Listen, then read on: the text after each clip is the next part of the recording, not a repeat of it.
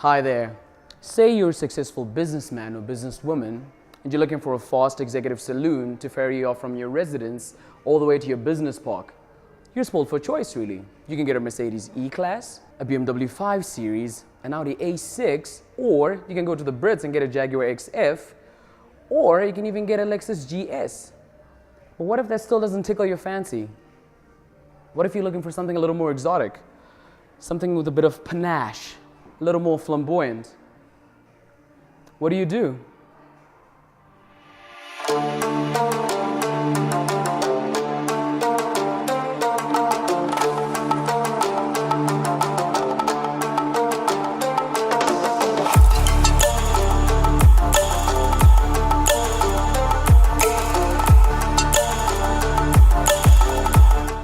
Okay, let's get cracking and welcome to the Maserati Ghibli S. This is a model year 2018.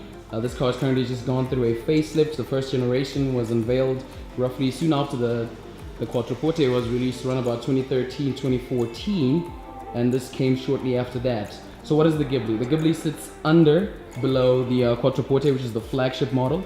It's the larger sedan. This is slightly shorter. It's shorter in wheelbase, it's shorter in general length of the car, and it's also slightly less wider compared to the Quattroporte. So the competitor to this car, this is like the executive saloon. It goes up against the Mercedes E-Class, BMW 5 Series, as well as the Audi A6. But this is an offering from Maserati. Maserati has been known in the past to make grand tours, long distance cruises, cars that are very powerful and good on the road. But now, since 2013, up to they turned 100 years old, they decided to change that up and start offering normal road-going cars, which makes the business district sound a lot better. So what is this car? What is it powered by? Let's start off in the front. This car has a 3-liter twin-turbocharged V6 producing 316 kilowatts, also known as 430 horsepower, and it produces 580 Newton meters of torque. 0 to 100 kilometers an hour. Only takes 4.5 seconds, roughly. They're about just under 5 seconds, onto a top speed of 285 kilometers an hour. Oh, and would you look at this spec? There's carbon fiber all over. Let's just walk through the carbon fiber. You got carbon fiber up in the front down there. There's carbon fiber there. Just go around the car. So you've got massive 21-inch wheels with the red brake calipers. This is a GranSport trim. There's two trims available with the Maserati. There's either you can get a GranSport or a Gran Lusso.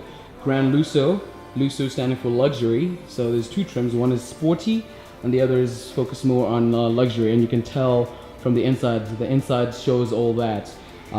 Just moving along around the car, the Maserati Trident badge over there, Tridente. I hope I'm saying that right. We have a nice carbon fiber spoiler here. There's a lot of carbon fiber here. The door handles actually have carbon fiber. There's carbon fiber here, there's carbon fiber there, there's carbon fiber here, on the center of the B pillar, as well as on the door handles there. Going round, you got massive quad pipe exhaust down here.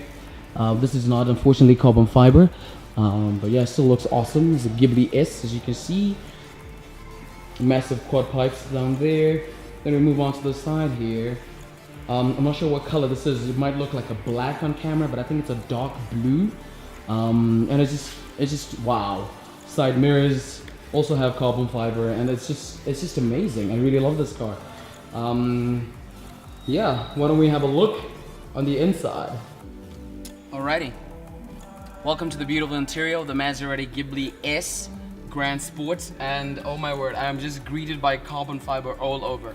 There's carbon fiber on the center console, there's carbon fiber here, there's carbon fiber paddles, carbon fiber steering wheel, and even carbon fiber steering wheel inlets right here. Oh man, it's just a lovely place to sit.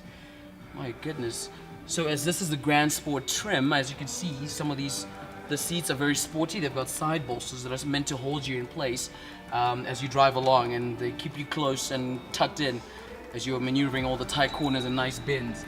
And it's just, wow, I'm really blown away by this car. I mean, wow.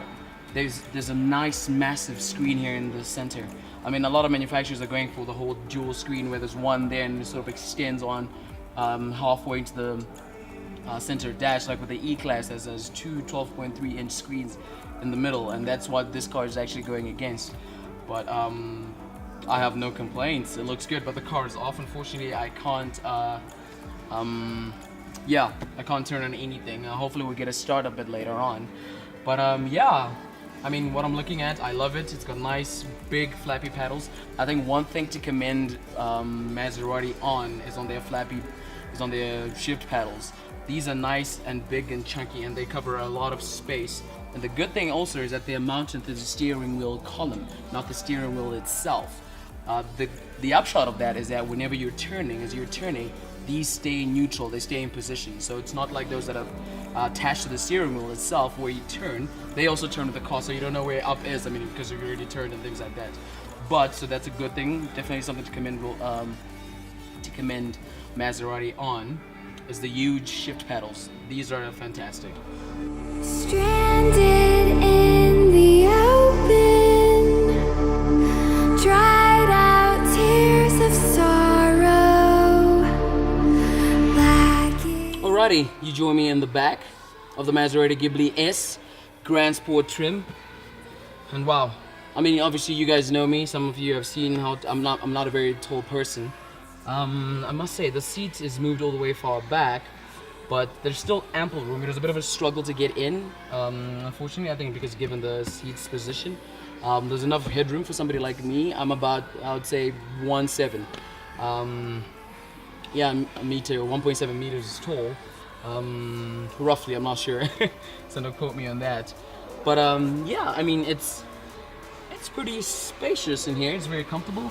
If you were to be ferried off in this position for a journey, let's just see. I mean, you'd be absolutely comfortable here. I mean, given you're a man of my height and that sort of thing, so this would be a perfect position for you.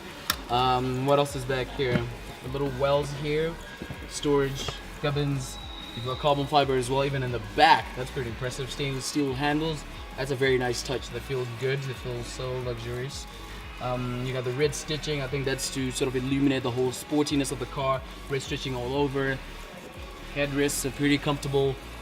You've got the Maserati logo embossed onto the seats. Red stitching all over. Nice, comfortable leather.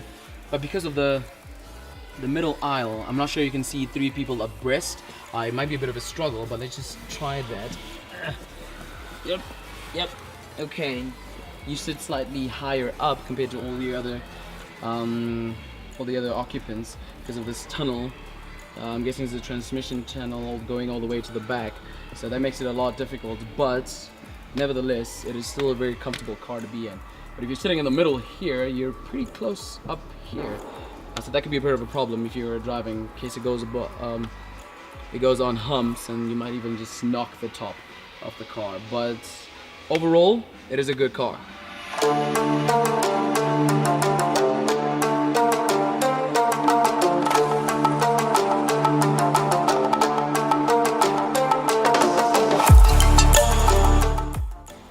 Let's have a look at the boot. Let's see just how spacious that is. Alrighty. Nice mechanism, it just goes up by itself. So yeah. I'm not sure how big this boot is, or how many liters and that sort of thing, but it looks fairly decent given the type of the car and the coupe style shape. I'm not sure how it fares against this competition, E-Class, BMW 5 Series, Audi A6, Jaguar XF, or Lexus GS. But yeah, it looks fairly big. Yeah, there's a lot of special equipment. You get this little toolkit from Maserati, which has all your first aid kit. Very impressive. Nice. So this is what you're getting for wanting something that's a bit more out of the ordinary. It's not the usual E-Class. I mean, this is a Maserati Italian brand. It stands for sportiness and all things luxury. And it's just good to know that you can get something like this that you can drive on a daily compared to their hardcore models like the Gran Turismo. And just you can just use this to ferry out to your workplace and stuff like that. So yeah, pretty epic. And now, by industry standards, this has become standard, but it's pretty neat. Just press a button and it closes all by itself. How's that? Bazinga. Dried out tears of sorrow, lacking all emotion. Alrighty, what is the verdict? I think it's actually best to let you know when I fell in love with this car. When it first came out, I really didn't have much to say about it until I saw it in the Fast and Furious movie and it was being driven by Jason Statham's character. It was a nice matte gray, black wheels, red calipers. I think that car is particularly heavily modified, so it wasn't stock at all. So it's obviously sounded a lot better than the car itself in stock mode. But the moment I saw it, I was just like, wow. And then it happened that when I was still in varsity, a friend of mine brought a similar example to school, and I was just like, wow, this car is just, I fell in love with it immediately. But I think it's also important to just mention some of the things about this car. So standard price, this car is about 1.8 million rand. And I think given the particular spec on this particular one, I think that goes all the way up to 2 million rand. And for that same amount of money, you can get a Mercedes-AMG E63S, which, as we know, is probably one of the fastest four-door saloons on the market today. That has a 4-liter twin-turbocharged V8 producing 450 kilowatts. This only has 316. That Mercedes E63 can also go 0 to 100 in 3.4 seconds. This is close to 5 seconds, 0 to 100. But having said that, I mean, you can also get a BMW M5 for that sort of money. But having said that, you kind of get the feeling that this car is not trying to be an M5.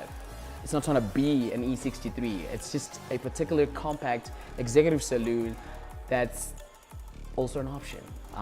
So, I don't know. I'm a huge AMG boy, but I'm blown away by this car. Obviously, I haven't driven it. I don't know how it rides, but looks, the sound, is just, that's enough for me to consider this car. So, wow.